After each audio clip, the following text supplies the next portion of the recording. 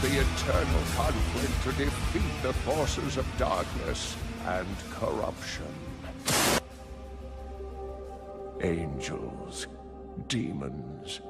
I fear their conflict will soon engulf the world of men. And when it does, what hope will there be when even the wrath of angels cannot be quenched? On n'a rien en commun. Rien. Regarde-toi, regarde autour de toi, regarde ce que tu es devenu. Tu t'es éloigné de la lumière du ciel, tout comme moi. Tiens, t'en veux un? Vous allez sortir d'ici tout de suite. Arrête. Tu sais ce que tu as au fond du cœur. On est du même côté. Je ne suis pas de votre côté, et je n'y serai jamais. Quoi? Tu es de son côté à lui? C'est lui qui t'a enlevé ta famille. Je vais te dire quelque chose sur lui. Lui, c'est le plus grand imposteur de tous les temps. Ce n'est qu'un publicitaire, c'est tout. S'il se passe quelque chose de bien, c'est grâce à lui. S'il se passe quelque chose de mal, les voies du Seigneur sont impénétrables. Tu crois à ce dossier de presse que l'on appelle la Bible? Tu as cherché des réponses dedans, qu'as-tu trouvé? Les merdes, ça arrive. Je t'en prie. Il t'a traité comme un moins que rien et tu t'es détourné de lui. C'est pas moi le méchant. Biarritz, c'était au casino. Elle était accompagnée de cette vieille dame qui fume le cigare. Simon a dit son nom, Tanit, c'est ça? Oui, alors? Si ma mémoire est bonne, je crois me rappeler que les Carthaginois appelaient ainsi la déesse Lune. D'après toi, elle aurait été rebaptisée? C'est ce que tu veux dire? Probablement. Ne perdons pas de temps. Voyons ce que l'on peut trouver ici.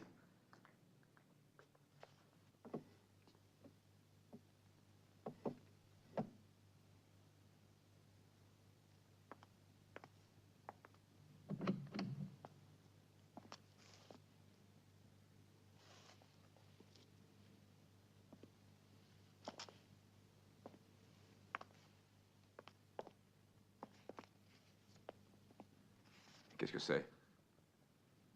Fantastique. Les livres de Zohar, leur Bible. La preuve que vous cherchiez? Oui, cela explique tout. Alors Lior paraît être en Liège.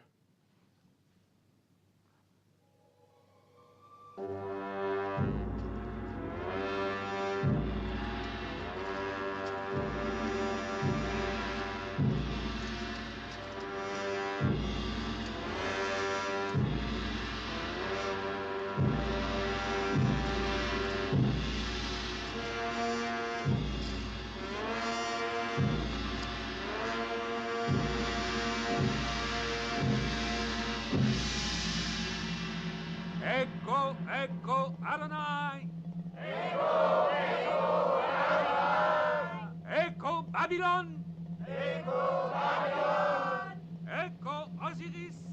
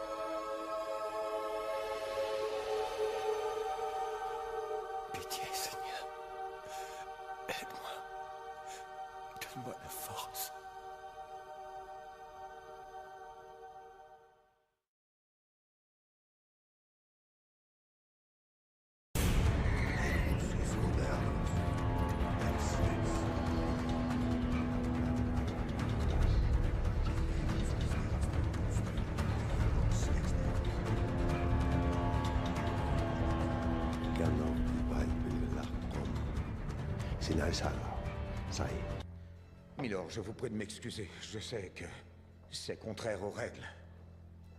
Seulement, Monsieur Holmes, que voilà, porte des accusations graves sur vous. Et sur notre ordre. Tiens donc, aucune importance. Il me reste 5 minutes avant certaines obligations. Monsieur Holmes, si vous me régaliez de vos histoires de conspiration.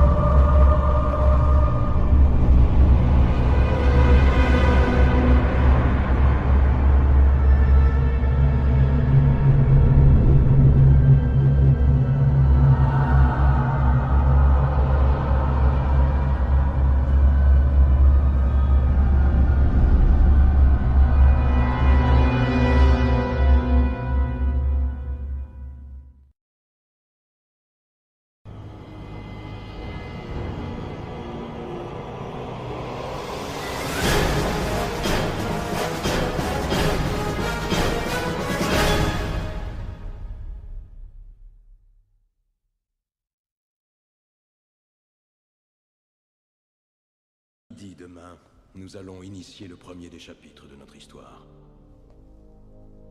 La magie nous indiquera le chemin. Dès que le peuple d'Angleterre verra nos pouvoirs inédits, il se prosternera de peur.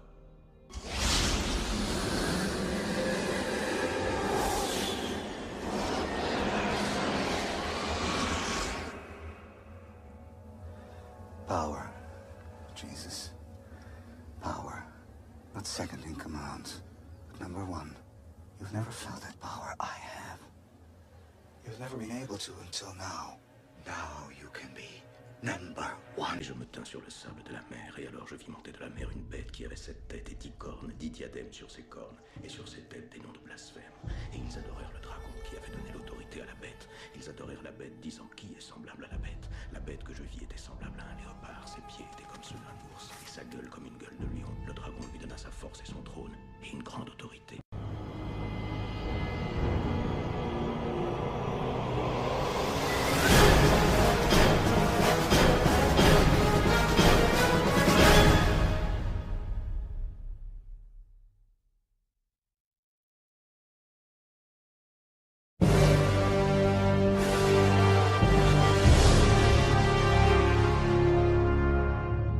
Son secret provient du livre des sortilèges. C'est là la source de ses pouvoirs. Il va libérer des forces qui changeront le cours du monde. Nous vous demandons de l'arrêter avant qu'il parvienne à ses fins. Nous vous prêterons toute notre assistance. En tant que ministre de l'Intérieur, j'ai une influence de premier ordre sur la police. Do you know what that means, Jesus? No. is what every man wants more than anything else in the world. They kill for it. There is nothing more precious, and it is yours to have. Now,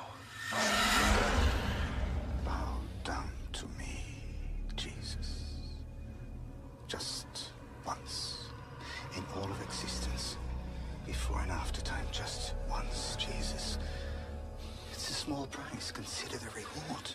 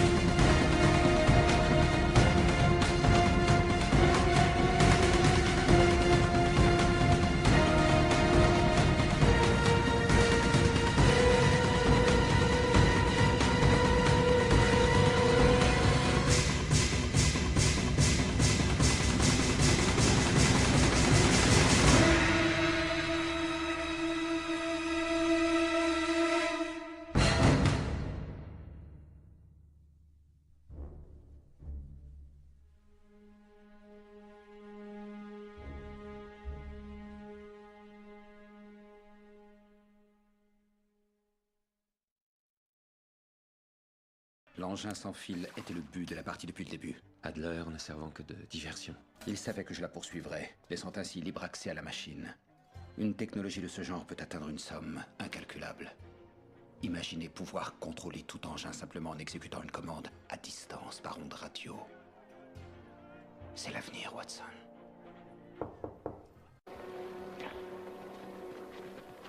Quand les Romains m'emmenaient prisonnier aux galères, j'ai eu si soif que je croyais mourir. Un homme charitable m'a donné de l'eau. Et ma vie a continué. Il aurait mieux valu que je répande cette eau sur le sable. Non. J'ai toujours soif. Viens et écoute. J'ai affaire avec Rome. Tu recherches la mort.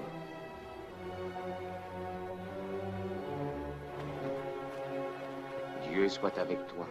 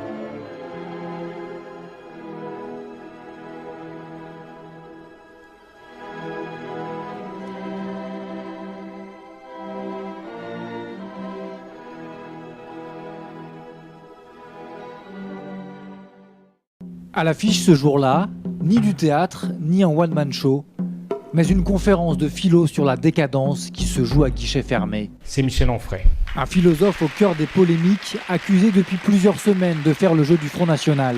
Chez ses habitués, on apprécie la liberté de parole du philosophe. J'aime bien son côté anticonformiste, avec un discours courageux, je trouve. Ses best-sellers lui ouvrent la porte des médias. Et sur les plateaux, le philosophe qui se revendique de gauche exprime un rejet de plus en plus marqué du système. Je fais partie de la majorité des Français qui estiment que parce que la politique est une chose sérieuse, il faut arrêter de voter. On le dit populiste, il assume. Dans le Figaro, il défend les classes populaires qui peuvent se sentir marginalisées alors que le gouvernement accueille les migrants. Nouvelle polémique. Laurent Geoffrin, le directeur de Libération, accuse Michel Onfray de faire le jeu du Front National. Pourquoi est-ce qu'Onfray va rendre ainsi un service intellectuel, cautionner le cœur même de la propagande du FN? Voilà ma question. Des accusations que Michel Onfray récuse. Pour lui, c'est le libéralisme de gauche et de droite qui fait prospérer le Front National. Je m'en fous de Marine Le Pen. Mon problème, c'est pas de savoir si je roule ou si je roule pas avec elle. Je dis, mais qu'est-ce qui l'a rendu possible? Michel Onfray dit vouloir se consacrer à son travail. En janvier, un ouvrage devrait à nouveau faire parler de lui. Michel Onfray publiera un livre d'entretien consacré à l'islam. Voici maintenant un dossier terrible sur lequel Alain Hamar et son équipe travaillent depuis plusieurs semaines. Les accusations qui sont portées dans son enquête par une jeune femme mineure à l'époque des faits sont extrêmement graves. On a même peine à les croire pour certaines d'entre elles, mais c'est sa parole. Les noms qu'elle cite ont été recouverts d'un bip pour ne pas atteindre à la présomption d'innocence. Véronique a 20 ans. Depuis l'âge de 5 ans, elle a vécu l'enfer. Violée, prostituée par ses parents qu'elle a dénoncés et qui attendent de comparaître devant la cour d'assises, elle est parvenue à échapper à ceux qu'elle désigne comme ses bourreaux. Son histoire n'est pas ordinaire et peut même paraître inventée. Toutefois, s'il est légitime de douter, ce que nous a dit et répété spontanément cette jeune femme a de quoi révolter. En particulier, lorsqu'elle affirme, malgré les menaces qui pèsent, dit-elle, sur elle, avoir fréquenté une secte satanique, les martinistes, avoir subi des tortures et torturé elle-même. On se fait battre, on se fait mettre des objets dans les orifices, on se fait... Il y a des fois des sacrifices d'enfants pour rendre grâce à Satan. Il y a beaucoup de choses comme ça. On tue un animal, on nous verse le sang sur la tête et le reste dans une coupole qu'on met sur l'autel. Et donc en fait, vos parents, comme tous les parents de ces enfants dont vous nous parlez, vendaient leurs enfants. Exactement, puisque ça rapporte un certain pourcentage d'argent, puisqu'un enfant qui a moins de 8 ans vaut 22 000 francs. D'où viennent-ils, ces enfants? Les enfants qui sont sacrifiés ne sont pas déclarés ou sont des enfants étrangers. Notamment quand j'étais sur Agen, c'était des enfants, c'était des petits Africains, ils étaient noirs. Sur Jalais, j'en ai vu aussi, sur Nanterre aussi, mais c'était des petits blancs, des Français, mais c'est des enfants nés de viol. Des enfants nés de viol? Oui, qui n'avaient pas été déclarés, des accouchements qui ont été faits chez les parents, dans des conditions abominables. Et donc, dans la mesure où ils n'étaient pas déclarés, ils étaient sacrifiés. Voilà. Non seulement vous faisiez partie donc de la secte, mais vous avez participé à ce rituel. Oui. En 94, j'ai dû sacrifier sous la menace d'une arme avec 2 de mes amis à Jalais un enfant. Et on a dû toutes les 3 l'assassiner, quoi. Sous la menace d'une arme, si on ne le faisait pas, on serait fait encore plus. Il l'aurait fait avec plus de violence et il nous aurait fait encore plus mal. Donc, on était obligés de le faire, quoi. Et qui vous menaçait d'une arme? Celui qui dirige la gendarmerie. Et ces cadavres, qu'est-ce qu'ils en font après? Celui qui m'a le plus marqué, puisque c'est celui auquel j'ai participé. Ils l'ont emmené dans une cave qui était à Cholet, transporté dans un sac noir à poubelle noire avec une croix blanche renversée. Et ils avaient un gros bidon, ils ont mis quelque chose, je sais pas si c'était de l'essence ou de l'acide ou quelque chose comme ça. Mais moi et Sophie et Cécile, on s'est tous sauvés. Toutes les 3, on s'est sauvés. Donc en fait, ils brûlent les cadavres. Ils doivent les brûler, oui. Vous pensez que tout ça, c'est une sorte de réseau, des gens qui se tiennent un petit peu pour ne pas tomber, quoi. Voilà, et puis c'est pour se protéger aussi. Parce qu'étant donné quand même qu'il y a des hommes de loi qui sont dedans, c'est vrai que ça ferait quand même un drôle de tapage si on apprenait qu'il y avait des juges et tout ça qui faisaient partie de ces réseaux-là. Mais vous en avez vu, vous, personnellement? J'ai vu un email de monsieur. Moi, je ne savais pas qui c'était. C'était pour un transfert de fonds. Un transfert de fonds. Et vous pensez que ces gens-là font partie des sectes elles-mêmes? La secte satanique dont vous parlez ou... Ils les couvrent toutes. Je ne dirais pas forcément qu'ils en font partie, mais ils les couvrent, ça c'est sûr. Jean-Claude Dissès est l'avocat de Véronique à Agen, ville où elle fut transférée du Maine-et-Loire vers un foyer fréquenté par des pédophiles. D'abord sceptique sur les accusations de sa cliente, il est aujourd'hui convaincu qu'elle dit la vérité. Je la crois lorsqu'elle dit qu'elle a été violée dans sa famille. Je la crois lorsqu'elle dit qu'elle a été prostituée par certains membres de sa famille. Je la crois lorsqu'elle explique que cette prostitution est forcément et nécessairement passée par de nombreuses personnes adultes qui sont venues abuser d'elle pour de l'argent. Je la crois lorsqu'elle dit en même temps qu'elle était photographiée pendant ces scènes. Et je la crois d'autant plus que nous retrouvons apparemment, c'est le point qu'il faut vérifier, ces photos sur un CD-ROM à Amsterdam. Donc c'est bien elle qu'elle a reconnu, elle a dit ça c'est moi. Voilà, c'est ça, hein. C'est tout à fait ça. Elle dit c'est moi. Elle le dit devant un inspecteur de police et en même temps qu'elle s'identifie, elle identifie 5 de ses copains et copines d'enfance. Ça signifie que si ce point s'avère exact, il faut nécessairement que ces enfants aient été soumis à des scènes pornographiques, que ces scènes aient été filmées et que ces photos aient été envoyées à Amsterdam pour atterrir sur un CD-ROM pédophile qui a été saisi par la police hollandaise dans le cadre de procédures en Hollande.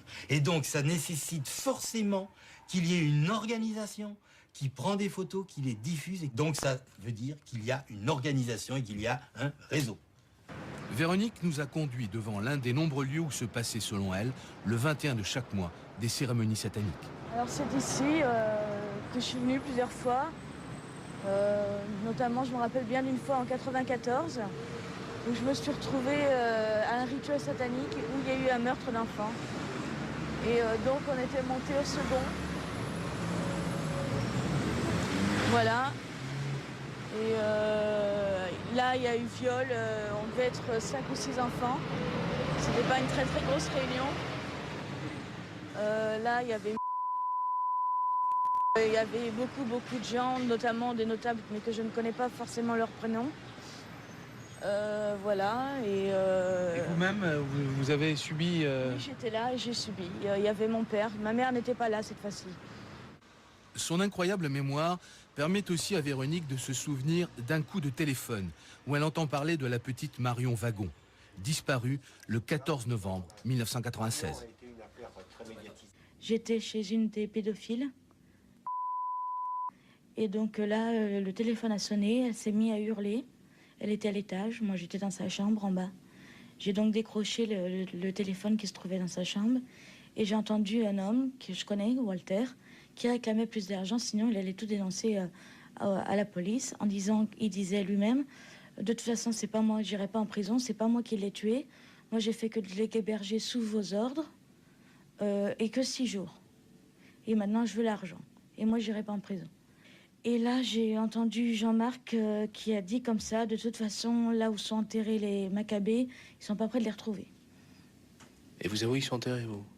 Je pense qu'ils sont enterrés à Grange-sur-Lot, dans l'arrière-cour. Le cadavre de Marion serait éventuellement là. Je pense, oui. Des fouilles auraient été effectuées récemment, en vain. Véronique aurait-elle affabulé? En tout cas, sa déclaration laisse incrédule le père de la disparue. Quand on parlait de secte, vous n'y avez jamais pensé, vous? Bien sûr que si. On a reçu des tas de courriers, des centaines et des centaines de lettres, mais c'est le côté auquel on ne veut pas penser, auquel on se refuse. Maintenant, bon, c'est vrai que les événements aussi de l'époque, pour reparler de l'affaire du trou, bon, nous ont fait... On se dit, bon, ça n'arrive qu'en Belgique, mais en fin de compte, ça peut se passer en France. Mais c'est le côté auquel on ne pense pas, nous. Un ancien commandant de gendarmerie, à l'époque chargé de l'affaire Marion, se souvient du coup de téléphone dont parle Véronique. On n'a pas été capable de savoir d'où venait l'appel, et l'appel arrivait chez un particulier. Nous n'avons pas été capables de remonter l'appel, donc on ne sait pas qui l'a passé.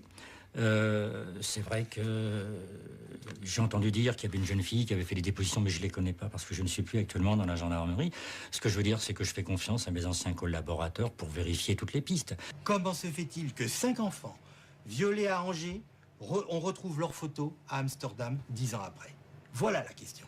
Et cette question-là, vous comprenez bien qu'elle est trop grave pour qu'on puisse s'amuser à ne pas la poser. C'est très dur, ça revient dans les cauchemars toutes les nuits. Chaque seconde, quand un enfant crie ou un enfant pleure.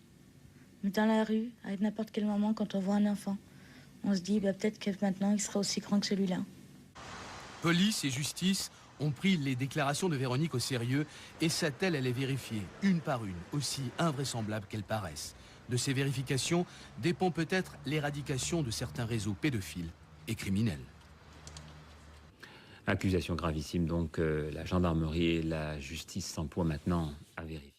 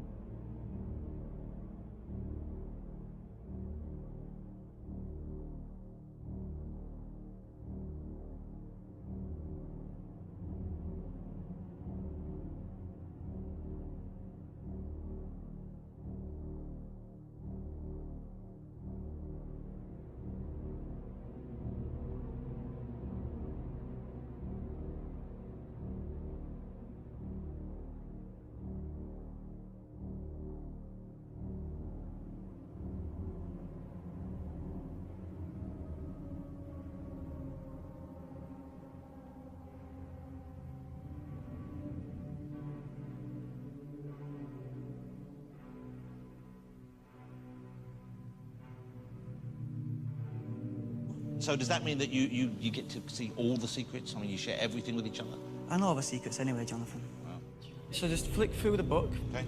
So just stop at a page at random. And Okay. then lock a word Okay. on that page Okay. into your mind. Okay. So the page number. Yep. And the word. Okay. Cool. And then just hold the book like this. This. And just wait right there. I've got an envelope here. I'll be back. Wow. How did the page is gone now? 2 to 8 is gone now. It was here a minute ago, and I didn't let go of it. You're the devil!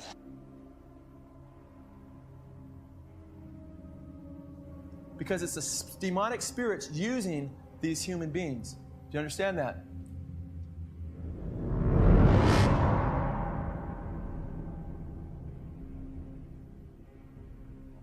And they just miraculously opened like it was some evil wizard. They just sprung open like that. And then my card flipped out. There it is. 5 of those shit.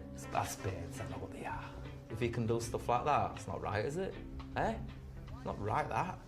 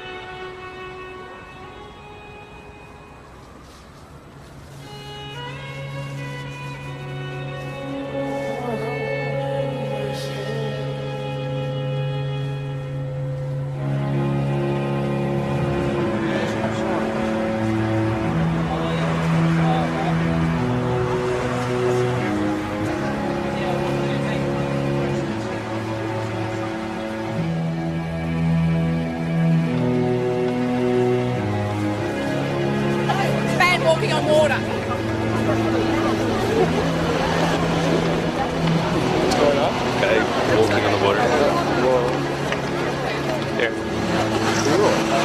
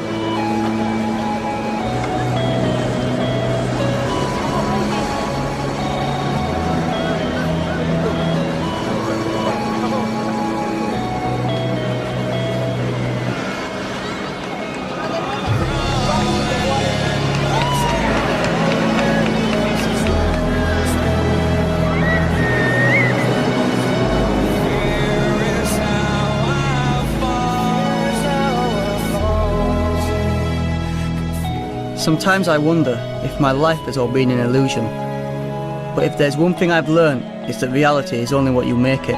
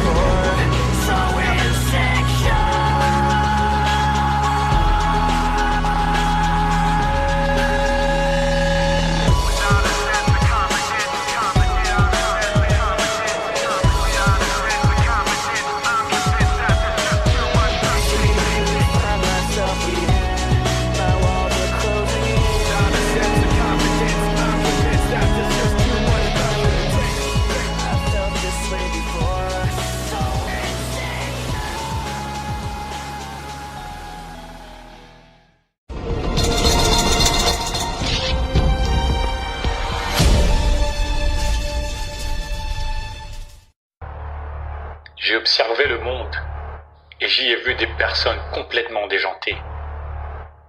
Du moins, c'est ce que l'on pourrait croire en ignorant leur culture, leurs coutumes ou leur religion.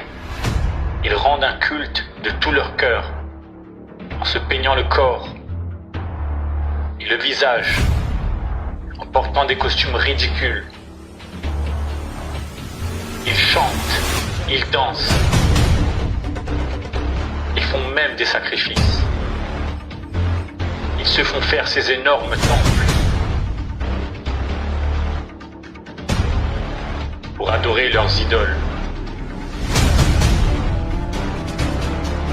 Comme si l'apogée de toute leur existence résidait dans cet ultime scénario. Vous ne voyez pas de quoi je parle? Attendez, je recommence. J'ai observé le monde et j'y ai vu des personnes complètement déjantées. Du moins, c'est ce que l'on pourrait croire en ignorant leur culture, leurs coutumes ou leur religion. Ils rendent un culte de tout leur cœur en se peignant le corps et le visage, en portant des costumes ridicules. Ils chantent, ils dansent, ils font même des sacrifices. Ils se font faire ces énormes temples pour adorer leurs idoles. Comme si l'apogée de toute leur existence résidait dans cet ultime scénario. Vous ne voyez pas de quoi je parle? Attendez, je recommence. J'ai observé le monde Et j'y ai vu des personnes complètement déjantées. Du moins, c'est ce que l'on pourrait croire en ignorant leur culture, leurs coutumes ou leur religion. Ils rendent un culte de tout leur cœur, en portant des costumes ridicules. Ils chantent, ils dansent, ils font même des sacrifices. Ils se font faire ces énormes temples pour adorer leurs idoles. Et leurs idoles. Et leurs idoles. Comme si l'apogée de toute leur existence résidait dans cet ultime scénario. J'ai observé le monde et j'y ai vu des personnes complètement déjantées. Du moins, c'est ce que l'on pourrait croire en ignorant leur culture, leurs coutumes ou leur religion. Ils rendent un culte de tout leur cœur, en portant des costumes ridicules.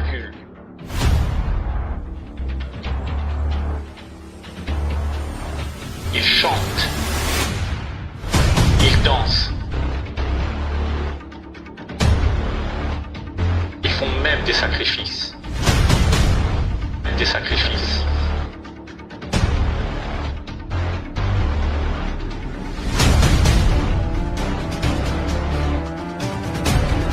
Ils se font faire ces énormes temples pour adorer leurs idoles. Pour adorer leurs idoles. Et leurs idoles. Ils rendent un culte de tout leur cœur pour adorer leurs idoles. Pour adorer leurs idoles.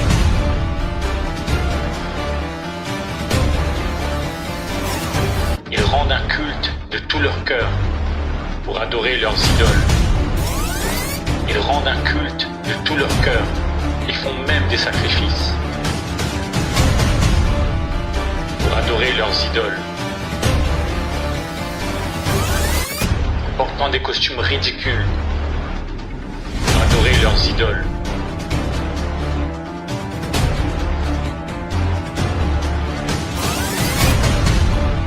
Ils se font faire ces énormes temples. Ils font même des sacrifices pour adorer leurs idoles.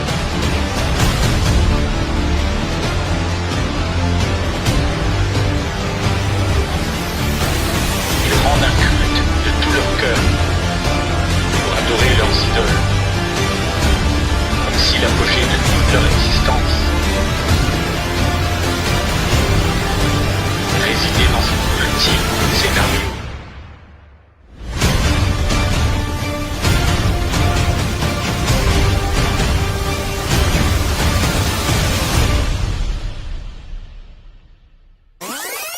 Adultères que vous êtes, ne savez-vous pas que l'amour du monde est inimitié contre Dieu? Celui donc qui veut être ami du monde se rend ennemi de Dieu.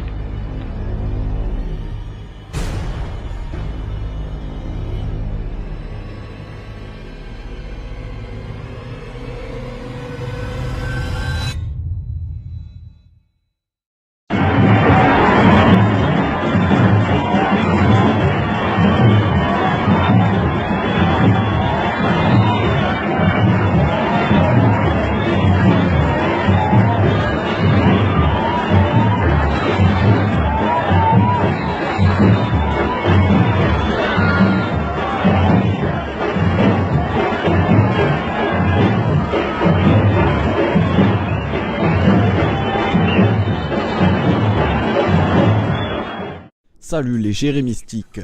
De nombreuses sectes sataniques plus ou moins dangereuses sont apparues à intervalles réguliers tout au long de l'histoire de l'humanité. Ces confréries reposent toutes sur des cultes bien définis, se réclamant d'étudier la gnose et la magie noire. Nous allons voir ensemble quels sont les 7 cultes sataniques les plus mystérieux. Non pas quelques groupuscules passagers d'individus, mal dans leur peau, mais bien de véritables credos ésotériques ayant traversé les siècles. Bon visionnage.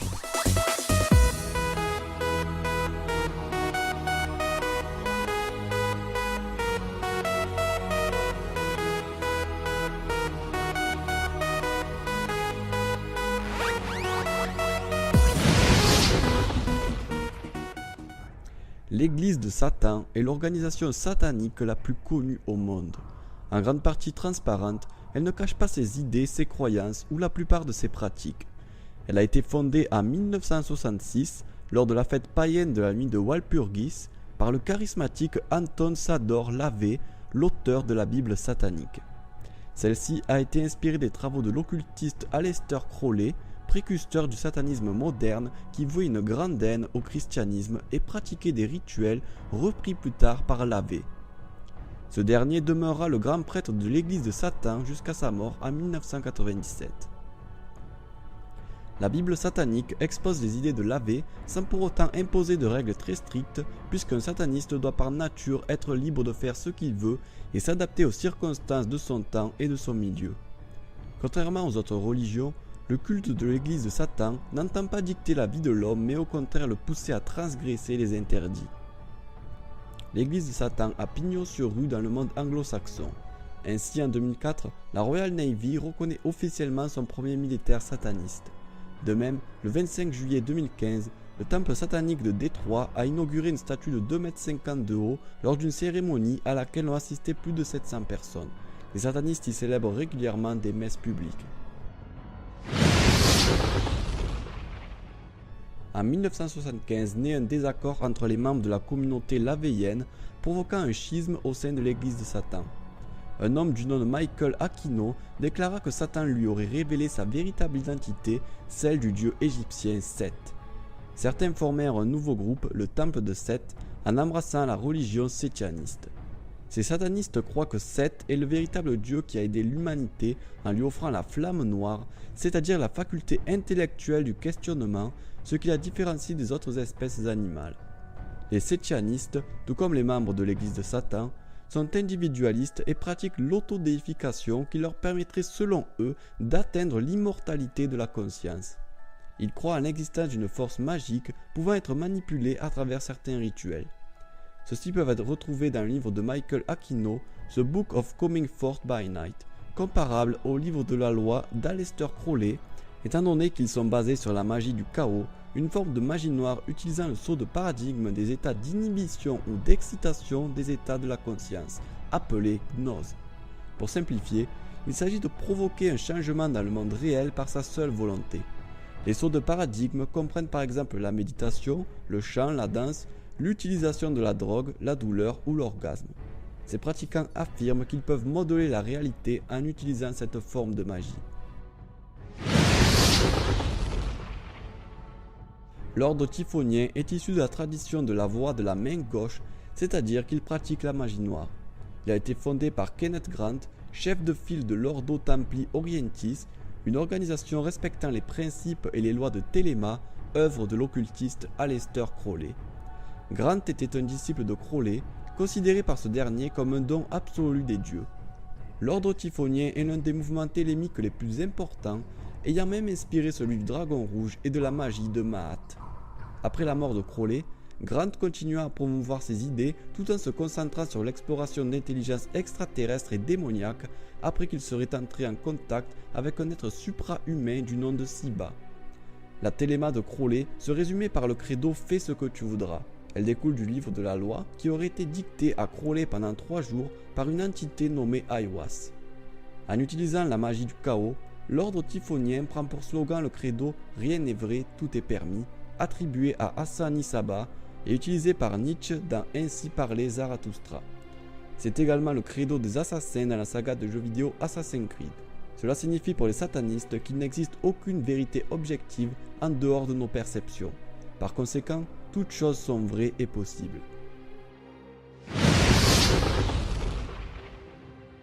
Le culte du hibou bohémien est plus connu de nos jours pour être pratiqué par le Bohemian Club. Créé en 1872, c'est l'un des clubs les plus fermés au monde, fréquenté par l'élite et des personnes d'influence. Les membres se retrouvent tous les 2 ans lors des 2 dernières semaines du mois de juillet au Bohemian Grove, une propriété de 11 km² située à Monterio en Californie, où ils pratiquent leurs rituels. Lors de l'été 2000, le réalisateur Alex Jones a infiltré le Bohemian Grove et a filmé la cérémonie pour réaliser son documentaire Dark Secrets Inside Bohemian Grove. Le reportage montre que des cérémonies païennes d'inspiration druidique s'y dérouleraient. La cérémonie du Cremation of Care, qui ouvre les 2 semaines annuelles de séminaire au Bohemian Grove, reprend des rites babyloniens au bord d'un lac artificiel et au pied d'une statue de hibou en ciment de 12 mètres. Durant la cérémonie, des haut-parleurs sont posés à côté du hibou, donnant l'illusion qu'il parle, agissant ainsi en tant que maître de cérémonie. À la fin de la cérémonie, une barque contenant un cercueil dérive jusqu'au pied du hibou. Le cercueil contient une effigie d'enfant qui est alors brûlée sur un bûcher. Le hibou symbolise la sagesse et était dans l'Antiquité associé à la déesse Athéna, mais son culte en tant que divinité remonterait bien avant l'apparition des civilisations indo-européennes. Depuis la préhistoire et jusqu'à l'avènement du christianisme, le dieu cornu était l'une des plus importantes divinités vénérées par les peuples européens avec la déesse mère. On attribuait souvent à ce dieu, dénommé le seigneur des animaux, l'apparence d'un cerf. On retrouve au fil des millénaires le symbolisme de l'animal à cornes. À l'aube de la civilisation, les Sumériens caractérisaient leur dieu par le port d'une tiare à cornes. Le symbolisme du taureau, attesté depuis le néolithique, s'y est transmis sans interruption. Au Moyen-Âge, le cerf ou le bouc sont encore l'objet de vénération dans un monde christianisé en surface, mais aux traditions païennes persistantes. Le premier document qui témoigne de la continuité du culte du dieu cornu date de 1300, lorsque l'évêque de Coventry est accusé de le pratiquer. C'est la première fois que le dieu cornu est appelé diable par l'Église. Durant le Moyen-Âge notamment, mais aussi tout au long des siècles et jusqu'à nos jours, des messes noires sont organisées clandestinement pour révérer le dieu cornu. Les satanistes se réunissent pour l'honorer lors des grandes fêtes païennes liées au solstice, telles que Yule ou Samhain. De multiples scandales liés à ce culte ont éclaté, comme l'affaire Gilles de Rais, celle des démons de Loudun ou celle dite des poisons. La pratique intense de ce culte a conduit à de réelles chasses aux sorcières à de nombreuses périodes de notre histoire sans jamais réussir à l'éradiquer. Selon l'Ancien Testament, lorsque Moïse revient auprès du peuple hébreu après avoir reçu les tables de la loi de la part de Dieu sur le mont Sinaï, il eut la désagréable surprise de se retrouver au beau milieu d'un culte satanique. Lassés d'attendre le retour de leur guide, les fugitifs avaient fait fondre tous leurs bijoux pour fabriquer une idole représentant un veau d'or. En effet, ils ne supportaient plus la solitude de la croyance en un Dieu invisible et auraient demandé à Aaron « Fais-nous un Dieu qui marche devant nous ». Sur le plan symbolique, le veau d'or est associé à la soif de pouvoir, à la jouissance immédiate de biens matériels, à l'opulence et à la puissance de l'argent. Il est la manifestation de la vénération pour l'or, c'est-à-dire pour une richesse qui pervertit les âmes et les cœurs. Il symbolise également la tentation toujours présente et toujours renouvelée d'élever l'or et l'argent au rang de divinité. L'épisode biblique du veau d'or est en réalité une manifestation du culte plus ancien de Moloch, une divinité à laquelle on sacrifiait des enfants en les jetant dans le feu. Ce culte est toujours vivace de nos jours, comme on peut le remarquer en visionnant cette publicité pour le lait au symbolisme particulièrement dérangeant, ou tout simplement en se promenant dans les rues de Wall Street où a été érigé un veau d'or. Baphomet est une figure d'adoration occulte généralement représentée avec une tête de bouc à longues cornes et parfois des ailes. Les transcriptions des procédés templiers laissent entendre que certains vénéraient Baphomet, mais la véracité douteuse des témoignages et les méthodes employées pour arracher les aveux leur ôtent tout caractère probant. Il est possible que les Templiers aient rapporté ces croyances à leur retour de croisade. D'ailleurs, son nom pourrait être une déformation de Mahomet, le prophète de l'islam, ou pourrait venir de l'arabe Abu Fiamat, ce qui signifie père de la sagesse. Le docteur Hughes Confield a étudié un code secret juif appelé code d'Atbach qui était utilisé lors de la traduction de certains des parchemins de la mer Morte. En appliquant ce code au nom Baphomet, il renvoyait au mot grec Sophia, la sagesse. Au sein de l'occultisme, la figure de Sophia est majeure. Selon la gnose, elle aurait aidé à la création du monde matériel. Le culte de Baphomet Sophia est donc celui de la sagesse déifiée mais d'un point de vue satanique. En effet, le geste que fait l'idole avec ses mains est une représentation de la maxime hermétique disant que ce qui est en haut est en bas et inversement. Ainsi, l'homme est mis sur pied d'égalité avec Dieu, ce qui est le péché ultime. Au XIXe siècle, les francs-maçons ont été accusés de vouer un culte à Baphomet. Que cela soit vrai ou non, il est indéniable que la figure de Baphomet est liée à la symbolique de la franc-maçonnerie, où l'idole devient une allégorie pour de profonds concepts ésotériques.